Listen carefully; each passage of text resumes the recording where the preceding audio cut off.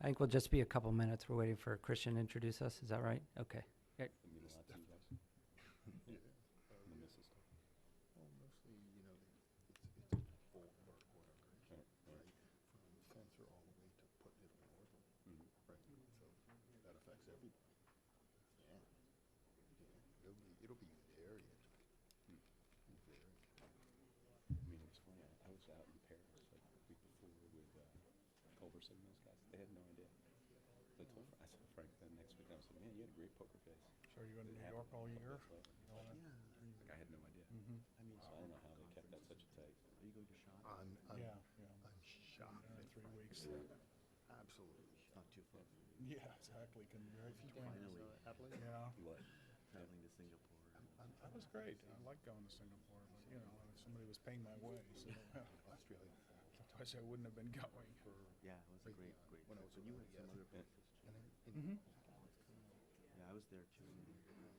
You were in Singapore, right? Yeah. Yeah. Okay. Yeah. And you went to Bangladesh. There was Yeah, some that's family, right. and Yeah. maybe India to do India some too, more. yeah. That's pretty funny. Yeah, yeah. Sydney. Still working on a book on India. Then you got Adelaide. That's on the back burner because I'm trying to I finish. trying to do tell that. all the Australia. This place is great. I love The, it. the NKVD one. Yeah, From yeah. like the Midwest of Australia. It's kind of like Do the if you're in Ohio. or something, publishers you know, very it's nice. And Yeah. I don't know. I thought it was My great. MIT book is The- due The immediately. river area. Oh, wow. It's much shorter. You It's know, like 35,000 a lot of words. views. The Oval is there. The stadium. Oh, yeah, It's yeah. all All I about- had it's time beautiful. I stayed right I down. decided a Hyatt. couple of years ago I was never going to get any real research done while the exhibit I'm glad to hear program you at the like it. museum is so Yeah. overwhelming. They were So great hosts too. I mean, I'd like to hear I how read- that's. write the couldn't short be book. nicer. you know. Those people are. They just do good. Oh, I enjoyed so much, and I was so happy you were space agency because that's Yeah, I hope you like it. great. Oh yeah, I'm looking forward to. I'm told. I think it'll be a good, I especially as a teaching tool. Yeah, I mean, I hope that serves that function, definitely or at gonna least use to sell that. some copies. that's Did you get a chance to read any of it, or you just? I did actually. I think had about 2 pages of comments, but I It's, never we gotta. finished it. I keep telling people Back to you. Do you we're want on the right track. do you want me to send you what I have? Sell you whatever you have. And, Keep yeah, executing. that's Okay. fine. All right. We're getting there. Yeah, cool. There were nothing But it's fun. major. I mean, just like- Yeah, having I depths, mean, it's a resources question of behind how you write that survey, so that you Huge. cover all those bases in such a short makes amount life of a time. lot easier. You know, Yeah. We're trying to. and figure whether out- it's engaging.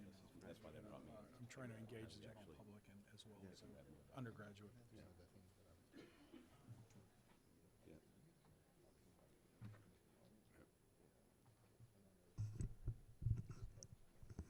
Okay, I think we'll get started. I'm sure there'll be some folks trickling in as they get through security downstairs. I'm told it's even tighter today than it usually is. Ladies and gentlemen, dear guests, welcome to the Wilson Center. My name is Christian Osterman. I direct the History and Public Policy program here at the center, and it's a privilege and pleasure to welcome all of you on behalf of the center's president director, Congresswoman Jane Harman. The History and Public Policy program at the Wilson Center works with a global network of researchers to promote access to new policy-relevant historical documentation. The program, some of you might know, produces a digital archive of primary sources, trains next-generation experts, and provides open and inclusive platforms for the discussion of new historical perspectives. The program serves the government and scholarly and business communities by expanding and diversifying historical sources and providing historical context as tools for foreign policy analysis and amplifying historical perspectives in the media and the public policy debate. Today marks the 60th anniversary of Sputnik, the first artificial satellite put into orbit. As we'll hear more about in a moment, the Soviet Union's successful launch of Sputnik in October 1957 sparked the space race and motivated the United States to put a satellite into orbit and to reach the moon and beyond. The space race captured the imagination of millions of Americans. Then it remains a defining moment in our national history. Today, space technology and exploration have entered a second major era of new capabilities and discoveries. Space again occupies an important place in American life and in the popular imagination. With this in mind, the history program's Cold War International History Project is organizing not only this panel of very distinguished historical and industry experts today, but is pursuing a large initiative on the history and present-day relevance of the space race. Through a series of online publications, through seminars marking major anniversaries, such as the January 31st launch of the first US satellite, Explorer 1, conferences involving historical experts, current space practitioners, government, and the general public, we aim to build a home and platform for the discussion of the space race and the stage it's set for the new era in space exploration that we're embarking on today. As a first step, I'm pleased to announce that today we're expanding the empirical database on space race history by releasing English translations of hard-to-access files from the former Soviet archives on our digital platform through a digital archive, digitalarchive.org, www.digitalarchive.org, freely accessible. While many valuable historical documents from the US have long been available thanks to the efforts of the History Division of NASA, the same cannot be said of sources from the other sides of the Cold War. The documents that we're releasing today were carefully selected and annotated by one of our panelists, Dr. Asif Siddiqi, and deal with the launch of Sputnik in October 1957 and the broader Soviet effort to acquire an ICBM capability. You can access the collections as mentioned on our digital archive, pick up copies outside of the auditorium on your way out. By releasing these materials and other similar collections in the near future, the Cold War International History Project aims to internationalize the history of the space race and inspire greater discussion and debate into this crucial historical moment and its meaning and legacies for today. For our panel today, we have an expert moderator, Christian Davenport, a reporter at the Washington Post covering defense and space industries, a leading expert on the subject, and we're very proud to say a Wilson Center, former Wilson Center Public Policy Fellow, whom I will leave to introduce our distinguished panelists. Before I turn it over to Chris now, I'd like to just acknowledge the work and support of Dr. Jonathan Ward. Where are you, Jonathan? In the back there, who's really inspired this initiative and works with us very closely, but also to my staff, Dr. Charles Krause, Laura Deal, and Peter Bierstecker, all of whom spent a lot of time putting this program and this event together today. Also, one logistical note, if you could please silence your mobile devices so we can have an uninterrupted focused discussion. And with that, thank you for joining us here today at the Wilson Center, and over to Chris. Thank you, Christian. It's such a pleasure to be back here at the Wilson Center. This was a great home for me during a recent sabbatical. I spent 5 or 6 months here and really enjoyed it. It's meant a lot. And thank you all for coming. As Christian said, we have a really distinguished group of panelists, and it's my honor to introduce them and to thank them for being here. To my left is Asif Siddiqi, a professor in the Department of History at Fordham University. The leading authority on the history of Soviet-Russian space program, Dr. Siddiqi is a recipient of numerous fellowships and grants, including from the National Air and Space Museum, the National Science Foundation, and the John Simon Guggenheim Memorial Foundation. He's the author of several major books on space history, namely The Red Rocket's Glare, Spaceflight and the Soviet Imagination, Sputnik and the Soviet Space Challenge, and the Soviet Space Race with Apollo. Next to him is Michael Neufeld, a senior curator with the Space History Department at the National Air and Space Museum. Dr. Neufeld has been with the museum since 1998 and has led or contributed to numerous museum exhibits, including Destination Moon, Apollo to the Moon, Air Power in World War II, and the Pioneers of Flight Gallery, one of my children's favorites. A recipient of the 2017 Smithsonian Distinguished Scholar Award, Dr. Neufeld is the author or editor of 8 books, including the prize-winning Von Braun, Dreamer of Space, Engineer of War. Next to him, Clay Mowry is Vice President for Sales, Marketing, and Customer Experience at Blue Origin, an innovative private company developing launch vehicles and technologies to enable commercial satellite and human space transportation. Prior to joining Blue Origin, Mr. Mowry was the president of Arianespace Inc., with responsibility for managing customer, industry, and governmental relations in the United States. Earlier, he was executive director of the Satellite Industry Association, a nonprofit alliance representing leading U.S. satellite manufacturers, service providers, and equipment suppliers. He holds degrees in political science and economics from Ohio Wesleyan University and an MBA from Georgetown. Last but not least, we have Robert Curbeam, Vice President and Deputy of Space Systems at Raytheon Space and Airborne Systems. He's responsible for implementing Raytheon's vision, strategy, and plans for key technologies for space-qualified solutions, optic, radars, lasers, infrared signal processing, and on-orbit checkout. A former astronaut, Mr. Curbeam served for 23 years in the new U.S. Navy, retiring with the rank of captain. He's a graduate of Top Gun, the Navy Fighter Weapons School, and of the Navy Test Pilot School. During his tenure as a NASA astronaut, Mr. Curbeam served on 3 space shuttle missions and performed 7 spacewalks.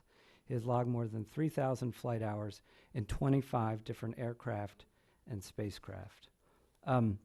I thought I might just take a quick moment at the beginning here, because this panel on this day gives us an opportunity not just to reflect on the past and what happened 60 years ago and on that history, but in the time and on everything that's happened since, where we are now, and then hopefully we'll have some time for a glimpse into where we're going, and that should provide a really interesting conversation. But that said, I'd like to focus right at the beginning in 1957 and the launch of Sputnik. At the time, the New York Herald Tribune called it a, quote, grave defeat. Life magazine compared it to the shots fired at Lexington and Concord and urged the nation to respond as the Minutemen had done then. Edward Teller called it a technological Pearl Harbor. Yet the interesting thing, though, and this is something of a myth that I think Dr. Neufeld is going to get into, the public and the Eisenhower administration, at least initially, were somewhat nonplussed with the event. Eisenhower said to his cabinet, "We can't always go changing our program into reaction to everything that the Soviets do." And he didn't even hold a press conference addressing this, even though the press was sort of up in arms until some 5 days after the event. But I wonder, Dr. Siddiqi, before we get into the U.S. reaction, which it seems to be covered, I wonder if you could take us a little bit into the Soviet program, the origins of Sputnik, and what it meant from the Soviet point of view in the Cold War. Great, thanks. Thank you for inviting me to be here. I don't know if you can hear me. But yeah, I think as a historian, of course, my interest is in the past. So, but I hope that some of what I say may be relevant and germane to the conversation about what's going on today.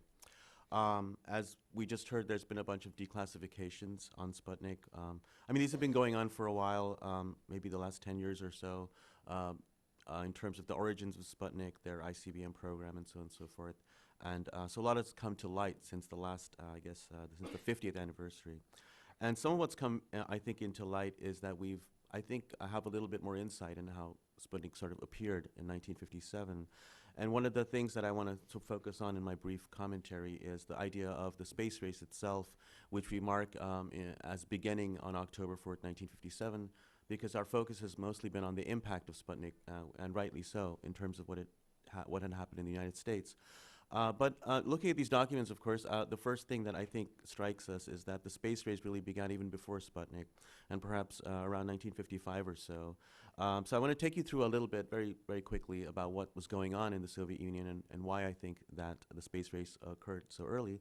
But I also want to talk a little bit about what it took to get Sputnik into orbit, not necessarily the technology and the resources, but in terms of the mindset, what kind of mindset. So if you go back to the space race issue, it turns out, of course, one of the key players in all of this is, most of you probably heard of, Sergei Korolev, who was the sort of architect of the Soviet space program. He was a very leading designer in the 40s and 50s and 60s. So he basically was a kind of a space enthusiast as a young man. But in the early 50s, of course, he was in charge of the ICBM project, and really wanted to put something in orbit, was fascinated by space, and there were like-minded people around him. But there was no sort of really sort of firm kind of possibility to do so.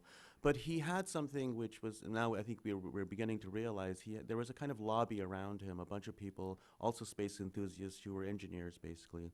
And what they did in 1954 or so, what they flooded, because they knew a lot of journalists, they flooded the Russian media, Soviet media, with a bunch of speculative articles on space flight. And you can track this, and a lot of people in the US did track this. A bunch of articles just started to come out in early 54 and into 55. People started to take notice in the US. And one interesting thing is, of course, that a lot of really powerful people began to take notice, especially of one article that came out, I believe, in April of 1955. This article gets cited a lot in the Washington Post, the New York Times, this Soviet-Russian language article, and eventually makes its way into the CIA. And if you look at some of the rationales behind the first U.S. satellite, it's a complicated story involving freedom of space and so on and so forth. But one of the things inserted into the very high-level documents like NSC 5520, et cetera, and 5525, and so forth, in the 1950s, the National Security Council documents, is this article, which Korolev and his colleagues had orchestrated, really. And there's nothing going on in the Soviet Union on space at this time. But this article gets repeated and circulated a lot. And anyway, as probably all of you know, in the end of July 1955, the Eisenhower administration announces, we're going to launch a satellite for in a couple of years. It's going to be a scientific satellite. And there's all sorts of reasons that happens. But one of those, I think, is this Russian media sort of thing. And as soon as the announcement happens, Korolev writes a letter to the Politburo. It's on August 5th, so about a week later. And we have that letter now. And he writes and says, look, these guys are going to launch a satellite. And he attaches a whole bunch of stuff from the New York Times and Washington Post talking about the Russians launching a satellite. So it's like a circular argument. And he says, we need to do this because they want to do this. And 3 days later, on August 8th, another document we have now, the Politburo meets and they sign off on this, and he gets his approval. But there's also, the story doesn't really end there because at that time, of course, you need a lot of resources and you need a big rocket to launch a satellite into orbit. And you need an ICBM, basically. And the ICBM at the time is meant for strategic purposes. It's designed to really hit the enemy. They're testing, or they're about to test it very soon. But he takes this sort of tack that, because the leaders, Khrushchev at the time, was like, we don't really want to waste an entire ICBM on this thing that I don't really understand, basically. And Korolev's arguments laid out in the letter is that actually this satellite, which we could launch on an ICBM, is actually just for testing the ICBM. It's not for anything else, and we'll be able to test all sorts of guidance and issues. And he's sort of being a bit disingenuous in the letter. And so that's why Khrushchev essentially signs off on this. And his exact phrase is, if it doesn't hurt the ICBM program, then do it. And that's how they get this approved, and eventually they get the launch. But it's interesting how there was and then of course the one last thing I'll mention is right before, they had planned to launch a very complicated, big scientific observatory to time for the International Geophysical Year. But then Korolev, who's working on this project, gets a report that von Braun had launched a rocket. This was in September 56. And he, in his imagination perhaps, imagines that von Braun actually tried to launch a satellite, which he didn't. Whether Korolev misperceived that or he's just making stuff up, we don't know. But then he again writes to the Politburo saying, look, they tried to launch a satellite in September of 56 and they failed. And it turns out that rocket launch, I think Mike knows about it, it was just a test of a Jupiter rocket. So again, there's a kind of back and forth with what the Americans are doing, and they start a program to launch a much smaller satellite, which is the Sputnik that we know, the size of a basketball, with a bunch of antennas and a battery and a radio transmitter. It's got nothing really in it. It's very simple. So that's, again, another case of kind of back and forth. So the space race, I think, had already begun in the minds of Russian engineers already in 1954, 55, and they're already moving the pieces in anticipation of what the Americans are doing. And the Americans, I think you see that, are already moving the pieces in anticipation of what the Soviets might do. So that's one of the things I wanted to highlight, that the space race had begun earlier. But the other things I wanted to highlight is the idea of a space lobby, which we now talk about in contemporary terms all the time, that there's kind of a lobby group here. And there was already a space lobby, an emergent space lobby in the Soviet Union in the 50s, as there was one in the United States. And but these guys needed a sense, besides just being captivated by space, they needed something else, and that was competition. So that's the other thing in the ingredients, that you needed something to compete with and compete against to advocate your position to the top level leadership. But it wasn't just competition, it was also sometimes misperceptions. It was all sorts of things were happening. It is, you exaggerate the abilities of your opponents, you sometimes misperceive them, but all of it in service of this vision. And finally, I would say it was they were opportunists, and we can use that word as in a pejorative term, that, you know, opportunists, but I think they were opportunists in the sense that they were scientists and engineers, and they were using a moment to sort of wedge into the policy process and get something done.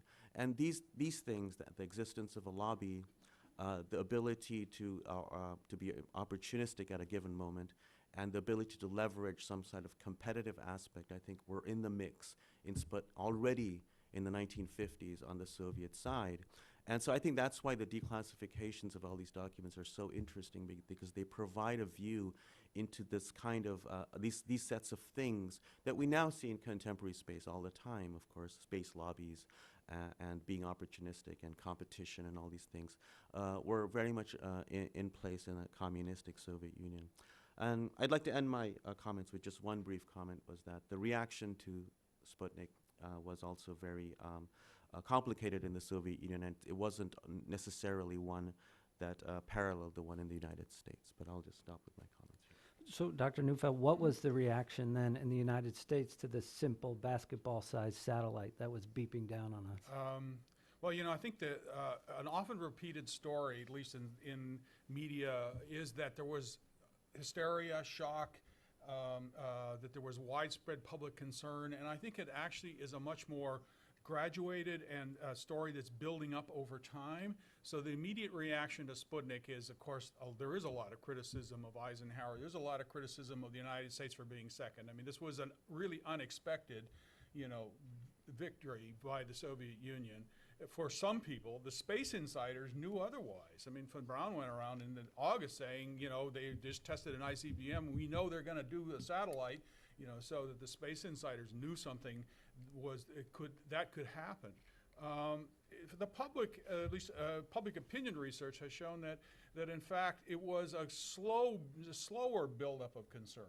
Initial reaction was often, oh, that's nice, or a sense of wonder that something was actually in orbit. There was some concern about the Soviets coming first and about the implication that it legitimized the ICBM threat. But I think what happened over the early winter of '57 was a series of humiliations for the United States. You know, first it was the Sputnik 1 on October 4th. Then on November 3rd, it was Sputnik 2 with the dog, which was a much bigger satellite, over 1,000 pounds. And so it really much more legitimized the ICBM throw weight that they might have for a warhead. And then on December 6th, the first U.S. satellite attempt with Vanguard was a humiliating disaster. Was broadcast on TV, went up 4 inches and fell back on the launch pad and blew up. So there was a sense of, you know, escalating concern that, okay, we really are behind. But there's also a phenomenon which Wally McDougall called a media riot, or I think he was quoting somebody else using that term, the sense that the press and the commentariat went crazy over the Sputnik thing. Of course, everybody who didn't like the Eisenhower administration, this was an immediate point of attack, and Lyndon Johnson jumped on the bandwagon, Senate Majority Leader at the time, and created preparedness hearings in December '58 about why did we lose and what are we going to do about it. So there was a lot of both genuine concern and somewhat manufactured attempt to get more money spent on ICBMs and on the space program. And public started to get more and more worried, I think, over time as this process went on. So, Clay, when we talk about Blue Origin, I think we think of it as like one of these new space companies, but it was born very much, you know, out of Apollo in the history. I mean, Jeff Bezos talks about when he was 5 years old watching Neil Armstrong walk on the moon. Your suborbital vehicle is New Shepard after Alan Shepard, and of course New Glenn is for John Glenn. Could you just talk to us a little bit about, and I think you're going to dazzle us with some pictures about, you know, what Blue Origin is doing and what you represent. Sure, thanks, Chris. Excuse me, I'm just getting over a little bit of a cold here, so if I sound hoarse, apologize. Yeah, no, it's certainly Jeff Bezos who is the founder and patron of Blue Origin. He really is a child of the space era. Right? He was 5 years old in July 1969, watching Neil Armstrong walk on the moon for the first time, and he was inspired, and he knew from a very early age that he wanted to figure out how to go to space himself, in fact. And if he ever had the resources to do that, he was going to figure out how to put himself into space. So if you go back and look at his valedictorian speech in high school, at his college essay, he's been talking about going to space for a very long time, and so it's really a passion for him. So I think what I hear a lot on this is, I like to describe, access to space as a strategic capability of nations, right? You hear a lot about launch technology derived from ICBMs, and really that was a big part of this, right? Not only technical superiority, but nuclear deterrence, and that was a huge driver in the early part of this. What Jeff and what you see with a lot of these new space companies, I'm not crazy about the term new space, but okay, I'll take it. Elon Musk and Richard Branson and Paul Allen get usually lumped into this group. They want to go to space for different reasons. They want to go because they're passionate about it, because they have the resources to be able to do it, because this is something where they thought we should be by this point in time, right? That we should all be, flying around and in space and have access to space, and it should be. So we're really striving to lower the cost of access to space. And I'll just run through some of these. This is probably a little bit long, this deck, but let me just go through some of these. So we talk about a future where literally millions of people are living and working in space. That's a really big statement, right? But this is what Jeff, when he wants to inspire people, this is what we talk about. So if you look back at this iconic shot that was taken by the Apollo astronauts looking back at planet Earth, the pale blue dot. By the way, that's our name, Blue Origin. We are of Blue Origin. If you're looking back at Earth, that's what you see. Jeff talks about actually using space to make life better here on Earth. So that means moving heavy industry into space, manufacturing. You have mining infinite resources that you can do in space. You have 24/7 solar power. So really, it's a different kind of motivation as to why we want to go there. Jeff's fond of saying, we've sent probes to every planet in the solar system, and he can tell you right now this is the best one, right? This is the one we should be protecting. This is the one we should really, is the jewel here in our solar system. And so that's really the motivation for what we're trying to do. So this is just a loop of our new Shepard rocket. So this is our small vehicle. It's a suborbital rocket that was actually the first vehicle to fly above the Kármán line, above 62 miles, 100 kilometers, go into space, come back down, and land vertically. And that was done on November 23rd of 2015. Over the course of the next year, we did that 5 more times with this vehicle. You can see some of these landings here. We have a deeply throttleable engine that allows us to touch down softly.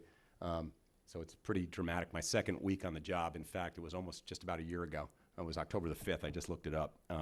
I got to see the escape test of this vehicle out in West Texas, where we fly this vehicle from. So it's a pretty dramatic thing. So this vehicle is designed to take 6 astronauts, if you will. Pardon the, they're going to go, right? Astronauts, sometimes that's touchy, sometimes above the Kármán line. So we're trying to get rides to space, basically, right? Make it affordable for people to go to space, to experience what it is to be in outer space. And so just some more video here. Here's that escape test that I mentioned that I got to see on my second week on the job. This is emergency abort in case something went wrong in the booster. We had to abort the capsule. And then the vehicle actually kept powering through, made it all the way up to space and landed safely. In about an hour and a half later, I got to take my picture by it. Now, and since then, we've taken that vehicle on the road. This is from the Oshkosh Air Show this year. We also took it to Space Symposium. And this gives you an idea, by the way. Jeff had this in mind. We wanted to do a photo like this, and actually why it's colored the way it is. He had some old photos that he had from old air shows where people were lined up to see aircraft. And he wanted to kind of get that same look and feel. And so you can see the amount of public excitement there is about coming to see this vehicle that's been to space and back. And you can see it's kind of scarred from all those trips into space. Who knows, maybe someday it'll end up in the Smithsonian, we hope. Yeah. We'll see. If we have any room left. So this gives you a sense of how big what we're moving towards is. This is our New Glenn booster, and gives you a sense of size. So we're going to go from the New Shepard to this New Glenn booster. Quite a large rocket. Compares in some ways not quite the same performance as Saturn V, but in terms of size, gets pretty darn close. So we believe that the future is reusability and being able to reuse that core first stage booster. So it's got to actually launch, go into space, come back and land, and we want to operate it more like a commercial airplane than we do like an expendable rocket. And so we're shooting for a first launch in 2020. This gives you an idea of what it would look like in flight, artist rendering. And here's a quick video of what it would look like taking off. It's powered by 7 LOX methane engines on the core stage. It's our factory where we build it just outside the gates of the Kennedy Space Center. So as I said, that first stage, second stage separation here, and the first, fairing separation, excuse me. And then the first stage will break over, turn back, and then come back and land on a moving ship out in the ocean. So the ship is actually underway. It's an autopiloted ship, and the idea is it's going to be very smooth, stable platform to land on. And we use one engine here to burn and come down and land on this very stable platform in the ocean. And then we'll be able to reuse it again time after time. And so this idea of operational reusability is how we're going to actually lower the cost of access to space. This is the factory where we're building the rocket. The rocket is so big that we have to build it really close to the launch site because we can't take it over land because you'd run into bridges and overpasses and whatnot. So it's actually about 23 feet in diameter, the rocket at its core stage. So we're building this just outside. We're almost finished. The hurricane did not hurt our building here. It'll be done. We take occupancy by the end of this year. And so that's, as I say, just outside. If the camera looked this way, you could see the Kennedy Space Center Visitors Complex. It's just over to the right. We're also talking about maybe going to the moon. And Chris, you actually broke this story. We want to modify our New Shepard and maybe use that as a transport system to be able to land probes and cargo on the lunar surface. So this is our Blue Moon concept. So we're actually even talking about things like exploration, just beyond putting people and satellites into space. Really, the whole concept of this is operational reusability, how we would make this work. And, we're obviously, SpaceX looks at the same thing in terms of reuse. The ability to fly and design rockets so that you don't throw them away. So be like a commercial aircraft if you threw it away after every flight, right? It doesn't make sense if you're going to try to lower the cost. So we need to be able to reuse that booster many times over. We need to design it in a way that it can fly and without very much maintenance be able to ready to fly again within a matter of days. So that's really what we're shooting for. Here you see what the view, by the way, would be like from our on-orbit camera for New Shepard. This is what the view you'd get if you were in that capsule. I think this is a video, artist rendering, excuse me, of what that New Shepard flight would look like. Looking out the window, we have 6 windows, the largest windows to ever fly in space. And the vehicle powers up, and then the capsule separates, and then you get about 5 minutes, 4.5, 5 minutes of weightlessness. You get to unstrap from your seat, float around in space, and actually we also are doing tended experiments, so scientific payloads will be flying aboard this capsule for microgravity experiments, and it comes down with a parachute landing system to land not too far from where the launch site is in West Texas. So our motto is Gradatum Ferociter. It's Latin for step by step ferociously. And I put this up at the end just to say we're not in a race, right? We don't view this as a race.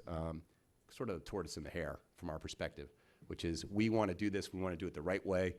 We don't believe we're in competition necessarily with any other nation or company. We want to be customer focused and not competitor focused. And so, again, I think from a historical perspective, very different way to look at it, right? We don't see, people ask me all the time, Virgin or SpaceX, or are you in a race with these guys? Who's going to be first? And I said, no, absolutely not. We want to do it. We want to do it the right way. We're talking about flying people into space. We need to do that safely, right? That is our #1 priority. So, Captain Curbeam, you've seen that view up there. You've had a view of it.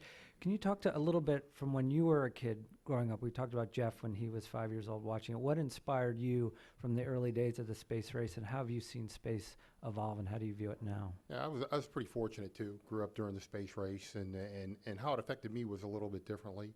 I know, Jeff has said many times he saw it as something he wanted to do when he got older.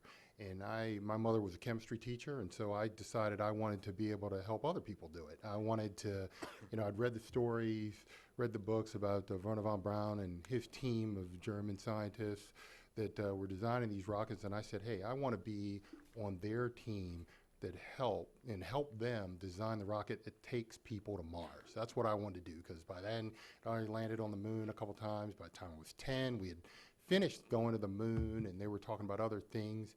And it all of a sudden I had this very fearful thought, at age of 10. I was like, oh my gosh, I might be too late.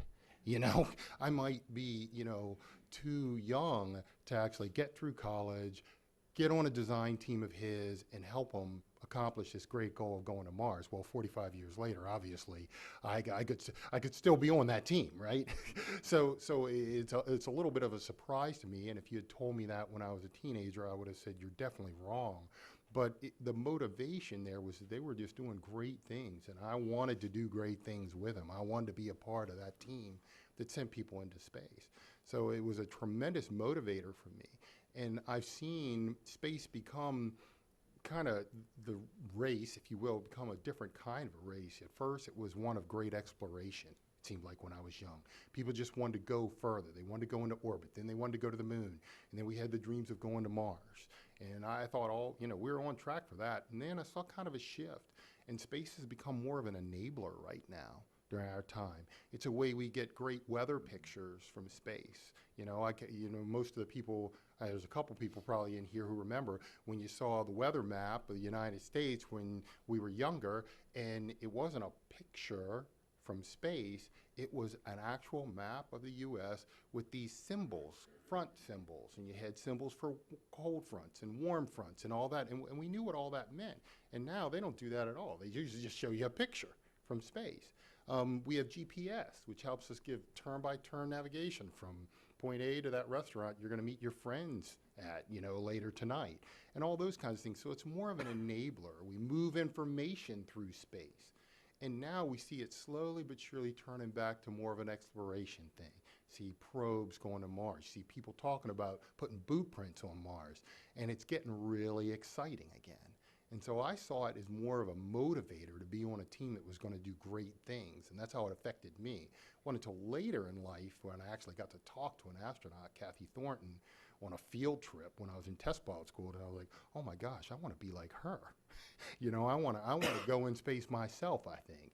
And I was fortunate enough to get the opportunity, but I think it just started off as seeing teams of people do great things. I mean, for goodness sakes, I even studied German when I was in school because I thought that might help me, talk to the guys that are doing this kind of stuff, that are on these teams. So, it was just a motivator more for me when I was young, to help people to do this. And then I've seen the big shift to space as a platform to enable other things. And now I'm seeing a shift back to the exploration side. And I'm really excited about it, as you can probably tell. So staying just for a minute in the sort of early days of the space age, it's in contrast to Eisenhower's initial reaction, the Sputnik. By the time Yuri Gagarin went to space, and Dr. Siddiqui, this sort of follows kind of where you were, there was a real sense of urgency. And I printed up a scene from Dr. Logston's book where he catches John F. Kennedy almost desperate after Yuri Gagarin orbited the Earth. And he said, if somebody can just tell me how to catch up, let's find somebody, anybody. I don't care if it's the janitor over there. There's nothing more important. I mean, clearly Kennedy was distraught, and what drove the space age was this huge competition between superpowers. And it was really sort of a military program. I wonder if you can take us, inside that a little bit. Right. Well, I mean, I think John Logston would be the appropriate person to do that. But I think, obviously, as Mike Neufeld pointed out, there were a bunch of a series of setbacks in the space race between Sputnik, succeeding Sputnik, and Sputnik 2, and so on and so forth.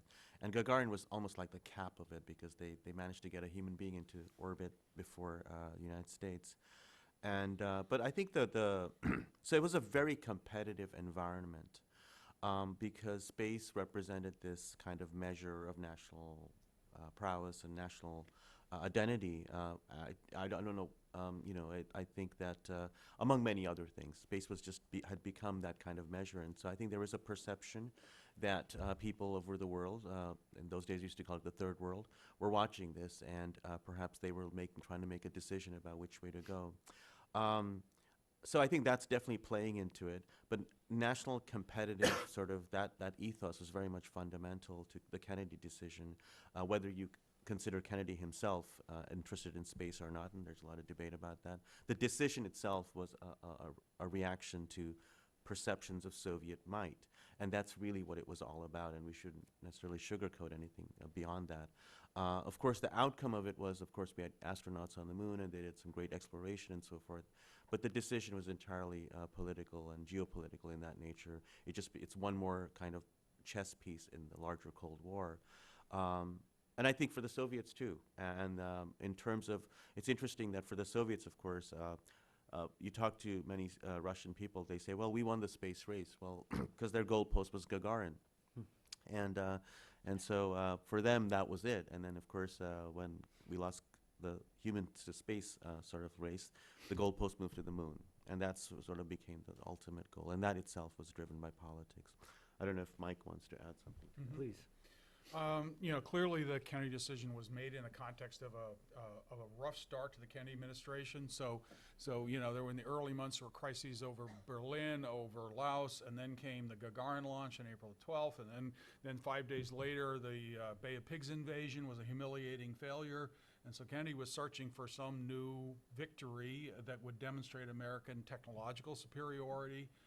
And also, as Asif had alluded to, this was also partly a prestige race versus the third world and all the emerging countries and during decolonization, as well as shoring up one's own allies and saying, okay, yeah, we really are the technological leader.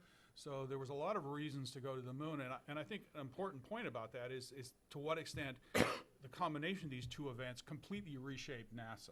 So the Eisenhower program was supposed to be small and modest and scientific, but of course pressure was to do more. And then with the Kennedy decision, that meant a great expansion in the human spaceflight capability, the creation of centers across the South, or expansion of centers across the South that are, you know, there's today's Kennedy, Marshall, Johnson, Stennis, so it reshaped NASA to be an agency with a large human spaceflight capability. And to this day, it still shapes NASA's overall structure, even though ever since the end of the Cold War, it's somewhat searched for a new human spaceflight purpose. Dr. Siddiqi, just a question. I've always wondered this, and maybe it's a dumb question, but why did the Soviets go right to putting a man in orbit as opposed to a suborbital trip like Blue Origin is proposing? I mean, you know, they talk about step by step, and NASA followed that route too with Alan Shepard on a suborbital trip. I've been curious about that. Yeah, I mean, there were certain technical considerations, but it was also a race. I think they did consider a suborbital option early on, and they sort of explored it a little bit, and then they put it to the wayside because they had bigger rockets, so you could potentially build an orbital spacecraft, which is what they did, a very simple orbital spacecraft. But the bigger lifting capability allowed them to imagine doing more things, and it was already available. Whereas for the U.S., the Atlas was still being man-rated at that time, so it wasn't necessarily ready. So they went with the Redstone and the suborbital capability. But they went directly to orbital because they could. I guess that's the quick answer to the question. And I wonder for the end of the panel, Captain Curbeam, I mean, do you how all of that resonated with you? You talked a little bit earlier as a kid, but then when you were an astronaut yourself, I mean, did you feel the history being at NASA and being an astronaut? Oh yeah, you think about it all the time. And it's very, very ironic that this started off as a race, but yet the whole time I was with NASA, there were Russians and former Soviet Republic people that worked with us every day. You know, I used to work out with Dezhurov all the time, and to practice his English, he spoke English to me, and to practice my Russian, I spoke Russian to him.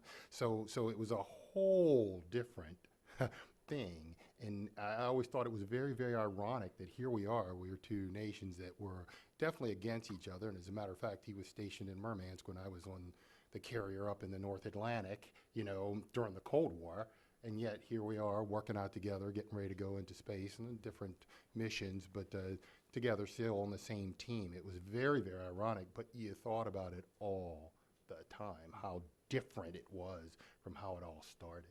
Well, maybe a little bit off topic, but I also wonder how you think that resonates today, at a time when there's a lot of tension between the U.S. and Russia and hacking. I mean, are the astronauts totally immune from that? That it's got to somehow color their relationships, I would think. I'm not in the office anymore, so I don't know exactly how they think, but I will say there is still a measure of national pride, in everything we did. And it wasn't just limited to the Russian and U.S. astronauts, but also the Japanese astronauts, the Canadian astronauts, the European astronauts in their individual countries. So yes, it still plays a part. Nationalism still plays a part in what we do and how we do it, and everybody wants to do it, be able to do it by themselves. But this is a very different time we live in, where we all have to work together to make it happen. And each country brings something different. The realization is that each country brings something different to the table, which helps us all accomplish that same mission. So now we're at a point where, until Blue Origin starts flying people and SpaceX and some of these others, where and I sometimes when I'm just with a group of people, I ask them just to see if they know this. Did they realize that the United States government does not have the ability right now to fly astronauts from U.S. soil? We pay the Russians to do that, and they charge us quite a bit to do that. So, sort of a flip question, but Dr. Neufeld, what happened? How did we get here? And I wonder if if you might begin addressing that,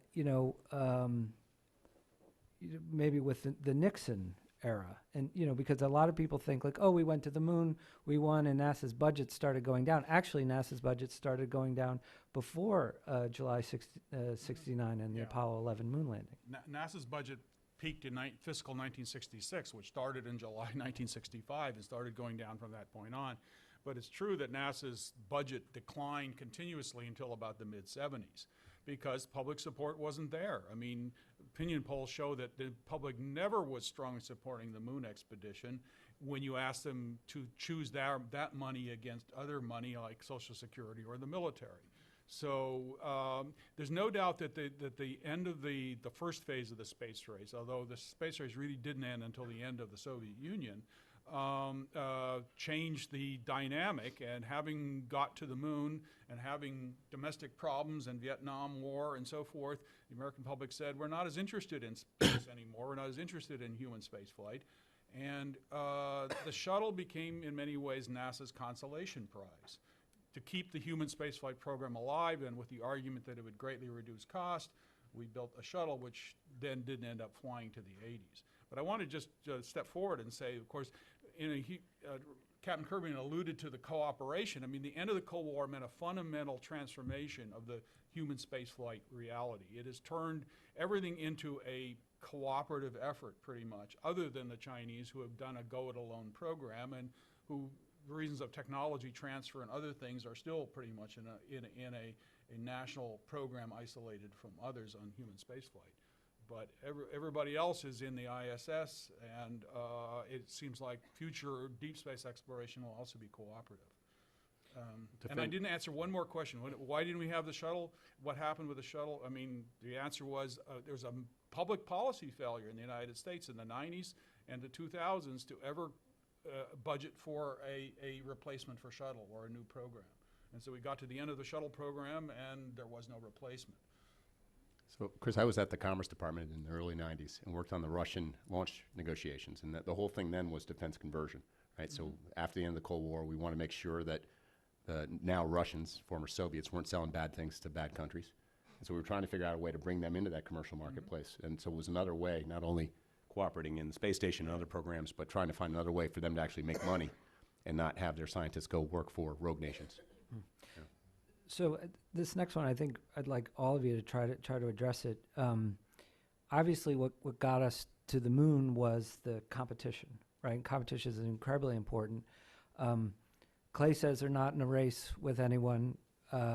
May be true. I do think, though, that competition's got to fuel part of it. But my question is, absent competition and rivalry, are we able to make real advancements in human spaceflight? I mean, it seems like that was such an important driver for Apollo, and without it, does Apollo become an anomaly? And if not, how so? Well, I can speak for the public sector, I think, and not for the private sector, but I don't know about competition, but in order for governments to make the kinds of investments needed, for example, to go to Mars, that's an enormous amount of money. And I'm not sure the United States, which is the richest country in the world, and the population of this country is willing to really buy into that at this point. I'm not sure what it would take for us to buy into that, but it would take something like an Apollo-level kind of crisis, or a kind of a Cold War-level space crisis, like Sputnik or something like that. I don't know what that is, but at this point we don't have that. And I think one of the things, if you look at Apollo, it was a great technological achievement. It was amazing. I think one of the greatest sort of scientific and technical achievements in all probably human history. But I think in many ways it was really bad for the space program because it set the bar so high that everything else is by definition a disappointment, and it's been kind of a disappointment for 40 years. Because it was an anomaly, it was this amazing, weird confluence of things, and we just funded a bunch of stuff. We went to the moon, and then everything began to normalize. And maybe normal space programs don't look like Apollo, and they look like something else. And so I don't know what that is. But What do you think, Dr.? Yeah, I agree with that entirely. Apollo was incredibly early, you could say. You know, I mean, since I've written a lot about Von Braun and the V2 and so forth, I mean, the level of acceleration from the first ballistic missile go a couple of 100 miles, but touch the edge of space in 42, you got, after 15 years, you got a satellite, and after 12 more years, you have a person walking on the moon. So there was an enormous acceleration as caused by Second World War and then by the Cold War. And as Asif said, at some point it's going to normalize, and we're not always going to have this driving crisis for geopolitical, military motivation to rush forward with human spaceflight. The other thing I want to bring up is the fact is that this panel, and like the public in general, is fixated on the human spaceflight. Yet 90% of what we do in space has nothing to do with human spaceflight. Our whole daily life is now supported by an infrastructure in space.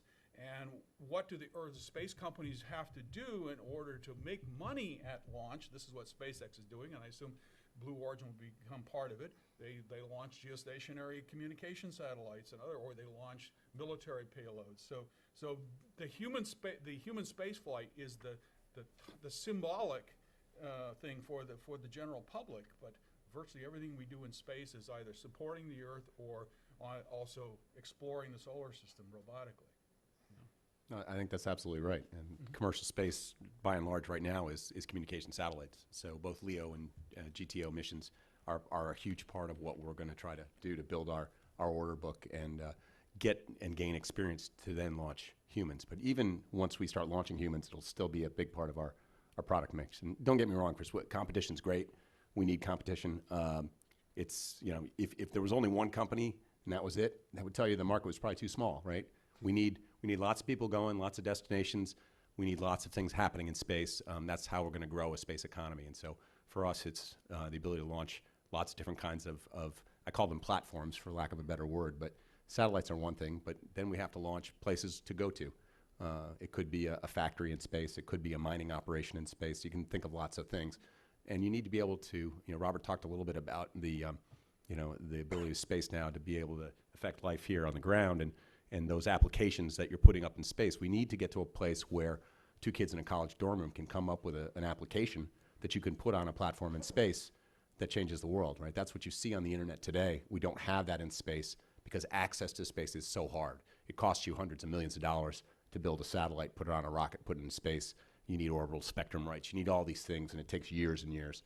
You can't get two kids in a dorm room that come up with a great idea, a new application from space, and be able to do that. Now, CubeSats are changing that a little bit right now with terms of being able to test some of that, but we're still not to that point where there's low-cost access to space to be able to really change how things are happening here on the ground. Yeah. I think you're right. It was a competition that accelerated, you know, putting a person on the moon and so forth. And things are necessarily going to go a little bit more slowly when you don't have that competition. I mean, when you're by yourself, you go jogging, you know, but when you're with somebody else, you go and you sprint, right? So, I mean, let's face it, that's a it was a very, very necessary part for Apollo to get to the point where it got so quickly. And so, but there's different types of competition, right? Like he says, Blue Origin's on a race with itself. They want to be able to repeatably get people, you know, to space safely, right? In Apollo, it was just get there. And as a matter of fact, a lot of people don't realize, but there was some talk about, well, you know, what if we can only figure out how to get there and not get back? Do we just keep resupplying them, you know, until we can figure out how to get them back? And that was actually a serious conversation that some of these guys had during Apollo. Now, it didn't come to fruition, obviously, because that was even harder, supposedly, than bringing them back. But still, it was considered. So now the competition has to come from somewhere else. The motivation has to come from somewhere else. And maybe the motivation is, let's face it, space technology and developing it and maturing it does, you know, cause us to have more employment in high-skilled people who can then do other things to help life on Earth. Maybe that's the big competition next time.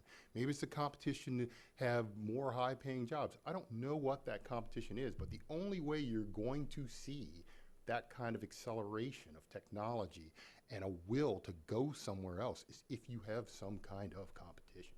It may be internal, but there will be competition because your tolerance for risk just isn't as high when you're not in competition. Well, you hit on the key word where I wanted to go next, which was risk, right? We talk about competition, but another huge theme through all of this is risk. And, you know, we talked about political will and the public's perception and their desire to go to space. But I wonder, too, I mean, you saw in Apollo 1, NASA charged right ahead. They were gonna go.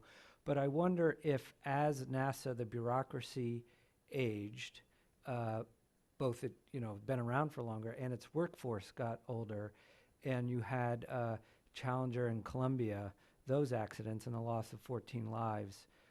If that was a factor as well, and now you look at these companies like Blue Origin and SpaceX, and they're young. Like there's that statistic where the average age in mission control for Apollo 11 is something like 27 years old, and Gene Kranz, the launch director, was the old man at the room at 35.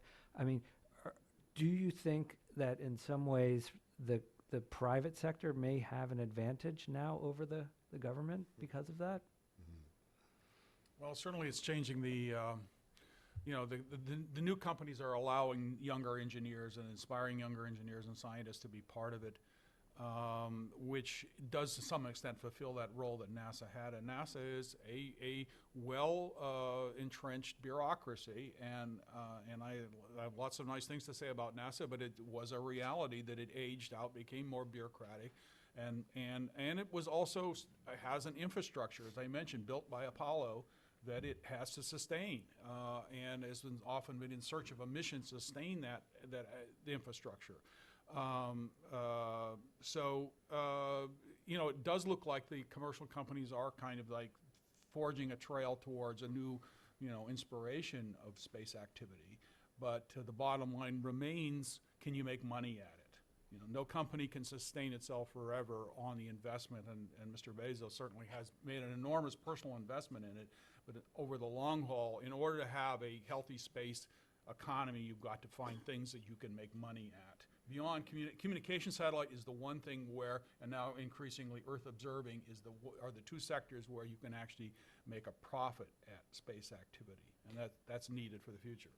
But Clay, I know when you're talking about human space flight, you take that very seriously, and Yep. I know you'd say safety is paramount. But within the culture of Blue Origin, I mean, is there a willingness to try and fail and experiment and sort of harness sort of the youth of the people that you're hiring? Absolutely, absolutely. And Jeff talks a lot about not being afraid to fail. You know, that you have to be forward-leading. Now, when it comes to human life, obviously, we want to test. Our approach is to really thoroughly test and understand our systems before we put a person at risk, right? So, but he absolutely. So that, just to give you an idea, the team that built and launched New Shepard, it's about 200 people that built this vehicle that went up to space, came back, landed 5 times.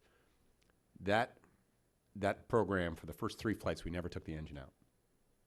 We just visually inspected it, put it back on the pad, fueled it, and flew it again. We fully expected something was going to go wrong.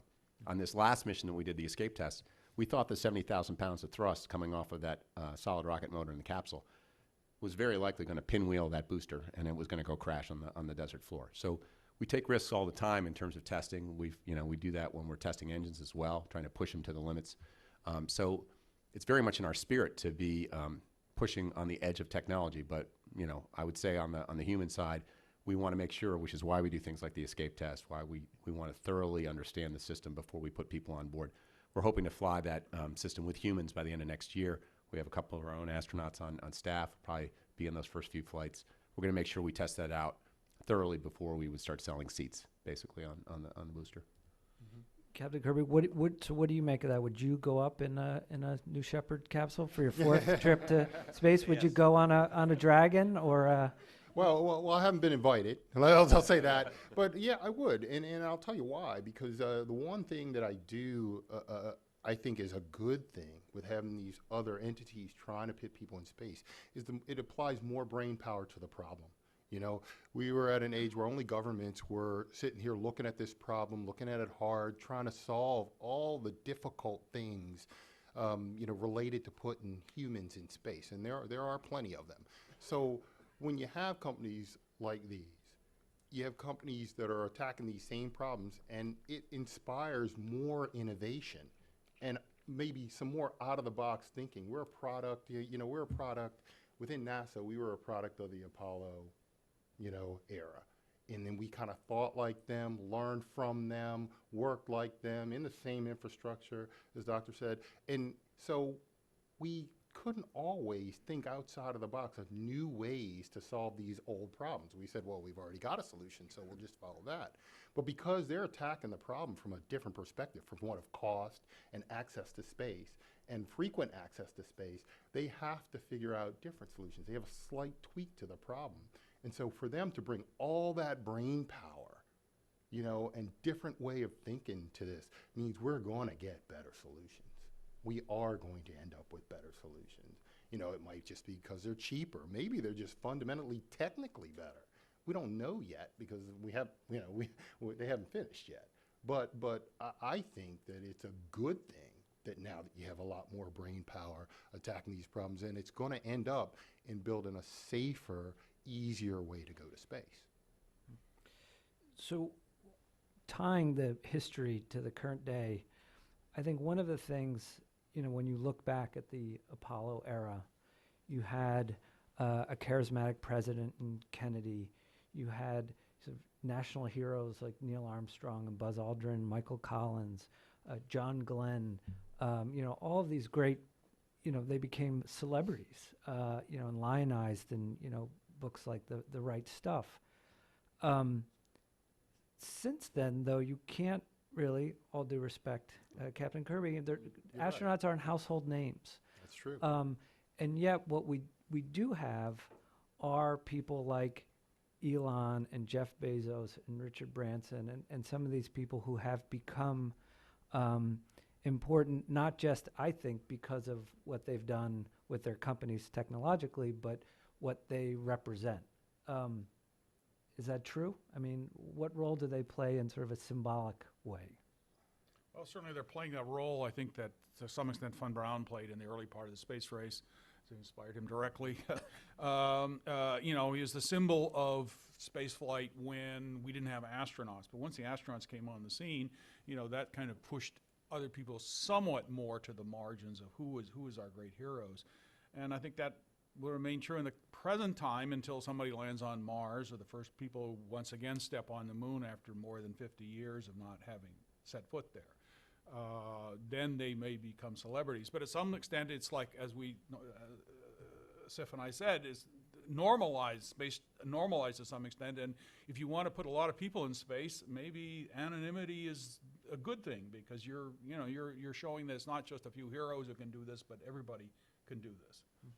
Yeah, I gotta just say really quickly, I think first of all, you're right, and I think that probably the majority of the people in this room had no idea who I was before they walked in or read the bio, right?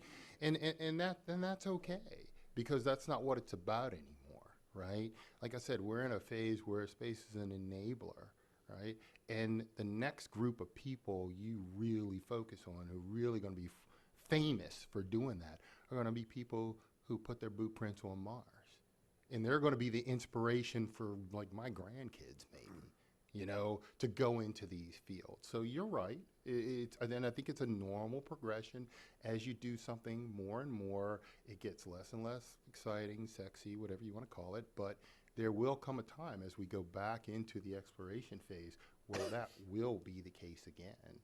And hopefully those people will motivate the next generation to do it. You're part of a very exclusive club, though, right? It's 560 some odd people, right? In space, right? Yeah, there's not 566 or something like. I don't know the exact number because it changes kind of Yeah. depending on what Sputnik, Right.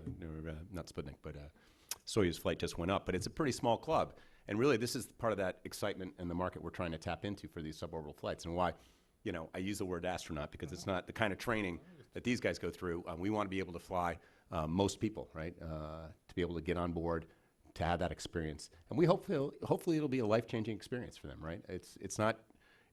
You hear a lot about people who've been to space and what the reaction is, and when they come home and what the feelings are. And I'm happy to have you talk about that. But we hope that this is a life-changing experience for people that do take that ride, and that they view the world differently when they come back. Yeah. Actually, could you talk about that for a minute? Well, it is incredible. Like I tell people, it's a job I loved, and I highly recommend it. I really, really enjoyed flying in space. The view is incredible. The experience is incredible. It's something you never forget. It is truly life-changing. And like I tell everybody, the only problem is we don't get enough people to have it. More people need to experience that. More people need to see the Earth from 60 miles up from 250 miles up. It's I tell people all the time, if you don't go to space as a conservationist, you'll come back as one, because I'll tell you what, it is incredible when you look at the Earth and you see the major changes that don't look normal are man-made, man-affected. So believe me, when I first went up there and I saw all the differences, you see all the wonders of nature, and they're incredible, but the things that how humans affect the Earth is pretty, it stands out quite a bit as well. We're going to take questions from the audience in a minute, so if you get those wheels turning, think about what you might want to ask. But I do want to bring up one thing that goes to competition. Because there is now real concern in the Pentagon and the intelligence community about what other countries are doing in space, and how the United States' advantage in space has been eroding. You saw China, I think it was in 2007, shot down a satellite in low Earth orbit, unfortunately creating a lot of debris. They then demonstrated that they could even maybe reach a geostationary satellite. There's a proposal in the House, NDAA, the Pentagon Spending Plan, to establish a Space Corps, which would be the first new military service branch since the Air Force was stood up in 1947.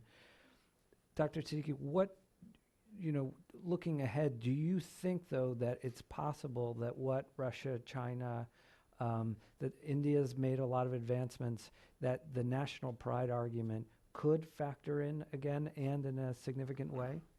Oh yeah, absolutely. I don't think that's going to go away.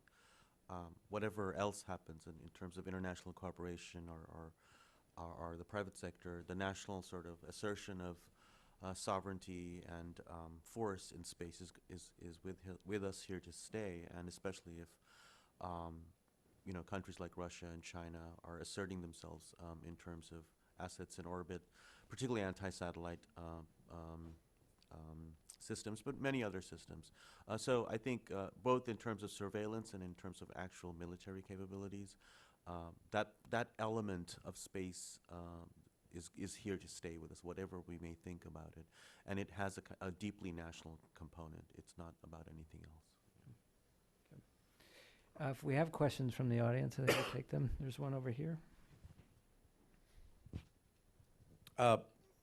My name is Roger Cochetti, and I spent many years in the satellite industry, and more recently have been writing a series of books for John Wiley, publisher, on different aspects of the commercial space industry, and currently focusing on the origins of remote sensing satellites. Since many of you have a pretty deep historical perspective, I'd be interested, and I think we'd all would be, because several times the panel has mentioned that these picture-taking satellites are the most dynamic commercial segment of the space industry today. But if we go back to World War II, or the period after World War II, reconnaissance seemed to be an important function for what to do in space, other than ICBMs throwing bombs. Could any of you talk a little bit about how remote sensing satellites began, how they evolved from what I guess was military reconnaissance into weather satellites and Landsat, and now the whole panoply of sensing satellites that are going up in the commercial sector? Asif, and then okay, so you're absolutely right. That's the fundamental origin of all Earth observing, is the first reconnaissance satellite programs. And they were the compelling Cold War purpose for launching an observation satellite. But, you know, it very early spun off other applications, because the first weather satellite, Tyros, was an evolution of a reconnaissance satellite program that failed. A television-based reconnaissance satellite was too low resolution, but it took great pictures of clouds and gave us the beginnings of a global weather satellite system that we now have, both in low orbit and up at geostationary 24-hour orbit. So you know, that drives things very quickly, but then weather spins off very quickly, and then Earth resources comes along. But again, you see that that it's like booster technology. You can use it to throw a bomb, or you can use it to put something in orbit.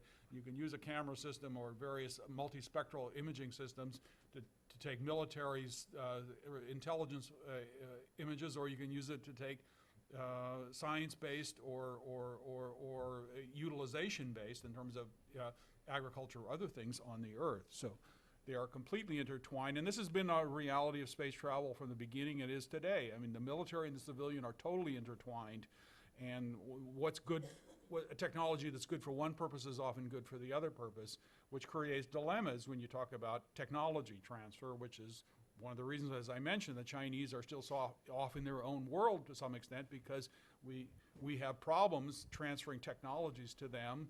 On the civilian space side, we're convinced that they could use for the military side. So, you know, our reality in space is, as I said, human spaceflight is sort of on the icing on the cake, and most of the activity is in Earth orbit, and most of it is either civilian or military intelligence related support for the Earth. So the tension between the dynamic of competition and the dynamic of cooperation, which rules on the human spaceflight side, is still, and on the planetary and other science side, is still there. Can I just add that really quickly, because I work for the part of Raytheon that does weather satellites and remote sensing, and run that part of the business. And one of the things that we're finding out is, to your point, it's a very dynamic environment. One of the sensors we build is VIIRS for the Joint Polar Satellite System, and each year NOAA figures out, and the scientists and the meteorologists there figure out a new way to use the images that we come up with. It's in a lot of different parts of the spectrum, both EO and IR, and they go, hey, you know, we noticed that every time we see this, you know, this kind of weather pattern develops. And so, I think we're at the point where we had like 8 or 9 things that VIIRS was supposed to do. Well, we're at 23 and counting as far as how they use it. So it's a very, very dynamic environment too, and you really don't know what you're going to get out of that data until you have different scientists and different techs look at it in different ways. And it's absolutely amazing to me to see the same data come down and people look at it in different ways, and we're learning more about weather now than we ever have. You know, we've been trying to commercialize remote sensing for almost 3 decades now. So you had Landsat data that was publicly available for a long time, but was not of a great resolution or value. And then the Commerce Department was given the ability to start licensing commercial remote sensing systems in the early 90s. And I can tell you the national security community didn't think very highly of that. Right? They were pretty ticked off that the Commerce Department all of a sudden had this responsibility, and they really didn't want to see, not even sub 1 meter at the time, but you know, around 1 meter resolution was very troubling to folks in the national security community, and not only domestically here, by the way, but other countries that were allied didn't want that capability out in commercial hands. Slowly but surely that has evolved over time. You're seeing a lot of new companies. So I did a deal a couple of years ago when I was with Arianespace to do the Skybox deal, which was bought by Google and is now part of Planet, with some really unique small satellites put in orbit. I think those companies are all trying to figure out how they can use computing power now. As Robert said, you can see how things change, right? If you're doing persistent surveillance and you can see how things change on the ground, can you draw patterns from that and actually then make money out of that? Figure out a way to make money at what those shifts look like on the ground. This is really the big part, I think, of how we're trying to see new applications come to bear in this area. And remote sensing has a lot of promise. We're still waiting to see, I think, some of these new applications and how much money it can make. Right here in the middle in the front room.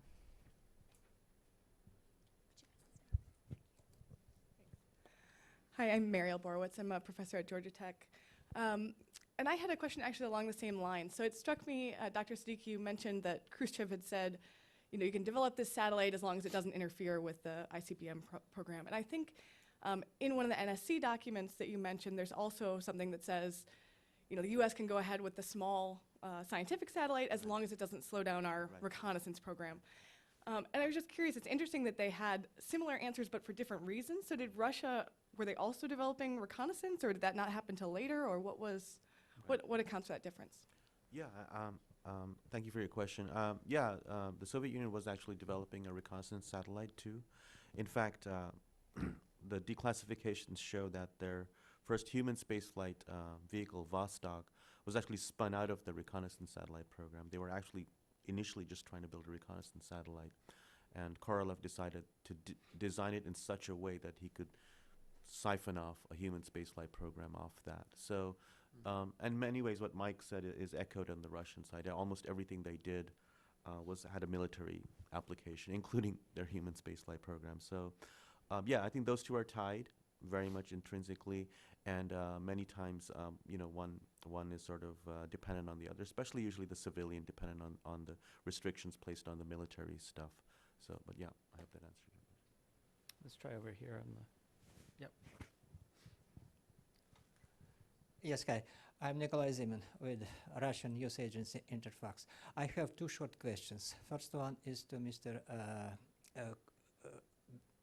Cosmonaut. Sorry. You mentioned that you met your Russian colleagues during your astronaut times. So, what are your memories and feelings about this time? And second question is to Mr. Clay Mowry. Some people say that there are too many mess on the Earth. Why to go to space? Thank you. I got a lot of memories of working with Russian cosmonauts. I think probably the thing that I realized that was most interesting was that when we talk about the history of our space program and the history of their space program, how we solved, we had the same exact problems. We solved them in different ways, but they manifested themselves in very, very similar ways. They had a landing problem, they had a lot of land. So they landed on land and they got their retro rockets that slow the descent right at the end. We decided, hey, that's hard, so we're just gonna land on water. We went down we had a cross-range problem, and we went down the road of using shuttle with wings for entry so we could get great cross-range when we were coming back in. They stuck with the capsule and just said, we'll just suck that up and we'll just go and make the landing area very, very long, right? and so it's kind of interesting. They had problems with spacewalking, and if you read about Ed White's first spacewalk and then you talk to Leonev, which I've done, about his first spacewalk, it's very similar how the problems they had getting back into the spacecraft, how much weight they lost during their spacewalk, things like that. And we solved them in different ways. So I think it's interesting that we had these pretty much identical kinds of problems, solved them in different ways, but we had to learn very, very painfully how to solve them in each case. Their first real accident was with guys coming in entry, and we had never had that problem. Ours were all ascent problems. So they had some really good solutions for protecting people when they came in entry, and yet in space shuttle for a long time we weren't even wearing pressure suits going up and coming back, because entry wasn't really a problem. right? Until it was, and so it's kind of just comparing and contrasting the two programs and seeing how they solve problems was very, very interesting. And of course, we had a lot of Cold War discussions, which I thought was interesting too, because most of those guys were in the Soviet Armed Forces. I was in the U.S. Navy during that time, and so those were some interesting conversations too. But at the end of the day, cosmonauts, astronauts, they're all the same.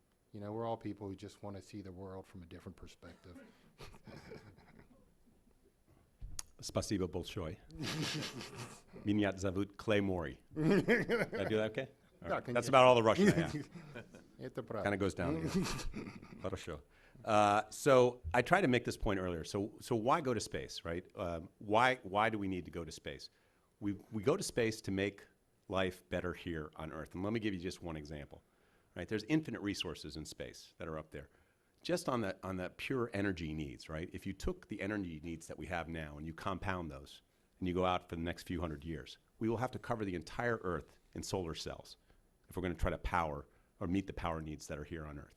So we need to go to space to do those things. We need to meet our power requirements. We need to be able to mine in space. We need to be able to manufacture in space. We need to make this Earth a residential zone and a light industrial zone and be able to move manufacturing and heavy industry off the planet, right? Because this is a very precious resource that we have, and we're trying to protect it. So for us, access to space, low-cost access to space, is about making life better here on Earth. And it's something that resonates with me, and I find the more we talk about that and using space, because a lot of people say, oh, you go because it's flags and footprints, or it's, we're doing this for glory or national pride.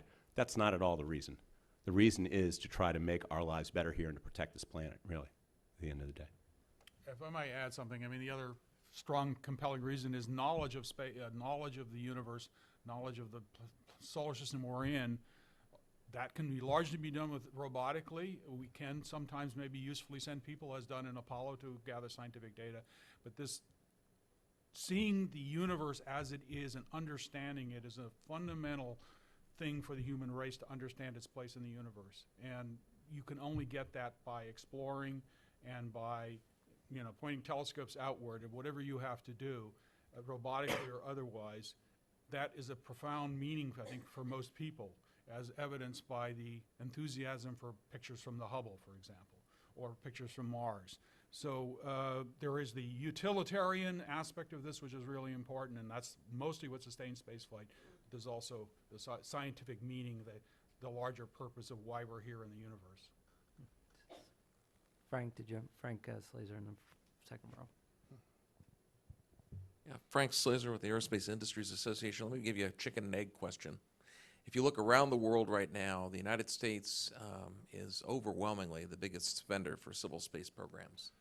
It's really become part of our culture. We've got a whole political establishment that supports it. We've got, it's worked in the kids' programs at schools, everything like that. So, but that's not true everywhere. Russia's budget's about 1/10 of ours. Europe's budget's like 1/5 of NASA's, that sort of thing. Why is it? Is it a chicken? The question here is the United States so gung-ho on space because of, is that a leftover from the, quote, space race, space age thing that happened in the 60s? Or is there something else, our pioneering mythology and background, and does it resonate well with our national identity in a way? Why are we different relative to our investment in space and our interest in space in almost every other developed nation? It's a whole mixture of all of the things that you mentioned and that we've mentioned up here on the panel. I mean, mostly we sustain our space activity, again, because it's both useful to us commercially, it's useful to us scientifically, it's useful to us militarily. That's why we do it. But you're probably right in terms of human space flight is sustained more on the issue of national prestige, on our role as a superpower. And so, the United States has superpower requirements militarily and intelligence and everything else. There's a huge space business, so that's a huge market in itself that is developing. And then also there is that sense of, well, we should be part of it. We can't stop going into space with humans because, then we would look like we were a second-rate power if we stopped doing it. So we want to have that geopolitical dimension always in our minds when we think about the big ticket items as opposed to the kind of the everyday space activity. Yeah, I think part of it is definitely the inertia left over from Apollo. I mean, I think it has sustained us for a long time. But I think it'll be interesting to see what, for example, China does, which is also becoming more and more, I guess, a rich country in many ways. And so what kind of allocations the Chinese have for space, maybe in the next 20, 30, 40 years. But I think there are cultural reasons that are also very complicated. In the U.S., for sure, I think there's a kind of, as you mentioned, deep-seated kind of culture of discovery, but and some would quibble with that. But I think that the Chinese also see themselves as also in a similar vision. So it'll be interesting to see the future in that sense. We have time for one or two more. Sandra Irwin. And Thank you. I'm Sandra Irwin with Space News. I wanted to follow up on Christian's question about the Space Corps. This is a big issue now on the Hill. Some of the members of Congress believe that the government is not doing enough to protect space from some of these threats that we were just talking about, kinetic, cyber, and a number of other threats. So I was wondering if any of you on the panel can comment on maybe some of the potential gaps that you see in some of the protection of space assets, and how much is the private sector being brought into this conversation? Are they talking to private companies now that so many more companies are in this sector? Does the government maybe need to be reaching out more to commercial companies and talk about the security problems? Thanks. You want to talk about that? Not really. Okay. It's touchy, to say the least. The Space Corps is an idea mostly on the claim that the Air Force, which largely dominates the military and intelligence space program, does not devote enough attention to it. So therefore, we should take the space part of the Air Force and sort of cut it out and make it into actually would be part of the Air Force Department, but be like the Marine Corps and the Navy Department, be as a separate force. But I mean, I think the industry wants to jump on the bandwagon. There's no problem with lack of ideas. I think the real fundamental question is there are two fundamental threats to our ability to use space, particularly low Earth orbit. One is space junk, which is getting to be a bigger and bigger problem. The other is the possibility of a war in low Earth orbit or a military competition where we deploy weapons to low Earth orbit. So personally, I am dead set against any deployment of weapons in low Earth orbit by the United States, because I think this will set off an arms race that will definitely change the whole dynamic of what space activity around the Earth is happening, and could potentially destabilize the military environment, such that we would now have a Chinese, American, and also Russian competition over deploying weapons in orbit. So we can't take for granted our access to space. It could go away if we don't deal with this properly. I think we have time for one more. Brian Whedon, Dr. Brian Whedon, who could actually probably answer Sandra's question, but we'll let him ask one of his own. Hi, Brian Whedon, Secure World. I was struck by the conversation and by Asif's reading an article about the difference between how this all played out in reality and the public perception of how this whole space race Sputnik thing played out, right? The perception is, you know, the Soviets had this master plan, they were winning, and then the plucky Americans rallied and came back and managed to beat them. Is that a problem? And what should the takeaways be from the Sputnik situation be for today's political leaders and policymakers? Well, that's a big question, but I think I can. Let me just see if I can answer it in two ways. One is that the takeaway from Sputnik is that I think I might have mentioned it in a different way. Is that it's a kind of anomalous moment. I mean, it's about a particular moment when the nation feels threatened by something. That's what the Sputnik moment is, and it galvanizes and mobilizes the political process to do something about it. I'm not sure. I mean, we have many things that people will say, oh, the Chinese are going to the moon or this and that, but I'm not sure anything like that has really galvanized the American national space program since the time of the Cold War. But the second question is about the public perception of all this stuff. I think we tend to attribute, especially as a historian of the Soviet space program, a lot of what comes out in the Soviet space program is a lot of sort of serendipitous events, things that are just sort of planned in an ad hoc way. And Sputnik was certainly planned in kind of this ad hoc way. I mean, if you look at Pravda on October 5th, 1957, which is, you can look it up. And the first thing is something about the winter, the need for more grain during the winter or something like that. And then the Sputnik announcement is way below there. But then they saw there was hysteria in the U.S., and October 6th, Sputnik is like the first thing. Oh, so that's a difference between how they themselves were seeing this event. It was sort of like we'll do this and it'll be interesting, because the space lobby is right there pushing this thing. It's most interesting to them, but then it's made interesting to everybody by the political process and the media and so on and so forth. Great. I think that's all the time we have, but thank you to all of our panelists for such an informative discussion. Thanks to the Wilson Center. Thanks for coming. Really appreciate it. Thank you. Very much. Yeah.